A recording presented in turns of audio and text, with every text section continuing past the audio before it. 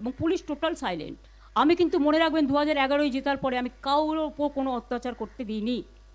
এবং আমি নিজে তখনকার তদানীন্তন চিফ মিনিস্টার ছিলেন বুদ্ধদেব বাবু, আমার নিজের বুলেট প্রুফ কার্ডটা তার কাছে পাঠিয়ে দিয়েছিলাম এবং জেড প্লাস সিকিউরিটি দিয়েছিলাম। আমি বাংলার যত রাজনৈতিক বিরোধী দল আছেন, তৃণমূল কংগ্রেসে থেকে আমি আবেদন জানাচ্ছি, যদি মনে হয় আবেদনটা গ্রহণযোগ্য করবেন, তা নাহলে করবেন না, এটা আপনাদের অধিকার। কিন্তু আবেদন জানাতে তো কোনো অসুবিধে নেই।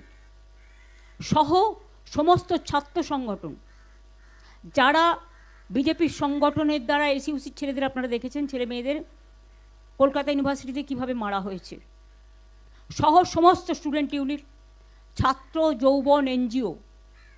বিজনেসম্যানরা করবে না, বিকজ তাদের ইন্টারেস্ট আছে, ভেস্টেড ইন্টারেস্ট আছে, কিন্তু সাধারণ মানুষ আসবেন। তাদের সবাইকে নিয়ে আমি বলবো জোট বাঁধুন। আমরা সবাই চাই একটা যৌথ প্ল্যাটফর্ম তৈরি হোক, যে প্ল্যাটফর্মে অল পলিটিক্যাল পার্টি যারা বিজেপির এগেনস্টে, এমনকি আপনারা যদি বলেন লেফটিস্ট, আমার কোনো ইগো নেই, আমি সবাইকে নিয়েই চলতে চাই।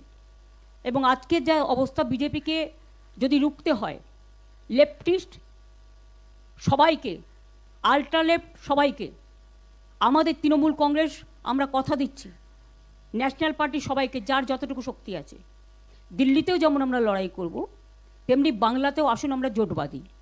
যদি কেউ এ ব্যাপারে কোনো রাজনৈতিক দল আমার সাথে কথা বলতে চান, আমি 4টে থেকে 6টা পর্যন্ত অ্যাভেলেবেল আছি অফিসে, আমাকে জানাবেন, আমি নিশ্চয়ই আপনাদের সাথে কথা বলবো।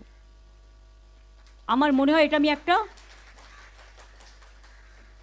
রবীন্দ্রনাথের সামনে দাঁড়িয়ে এই আবেদনটা সবার কাছে রাখলাম।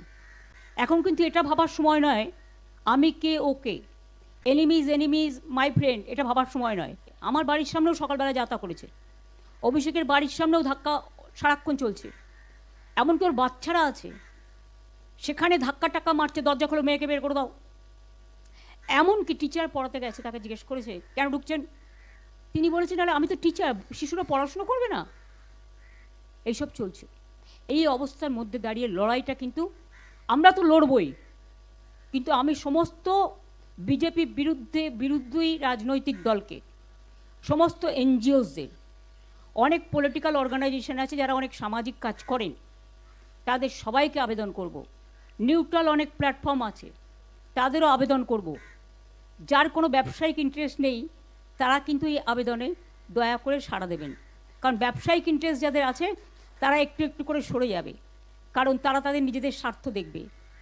তাদের নিয়মিতই সরকারে যে থাকে তার স্বার্থে জড়িয়ে পড়ে, আর যখন নিজের স্বার্থে বদনাম করে চলে যায়, আর খেসারতটা দিতে হয় রাজনৈতিক দলকে। আমাদের ওদের প্রয়োজন নেই। যারা যেতে চায় তাদের যাওয়ার জন্য আমি অনুমতি দিচ্ছি, যারা থাকতে চায় এবং নতুন করে আসতে চায় তাদের আমি আবেদন জানাচ্ছি, আহ্বান জানাচ্ছি।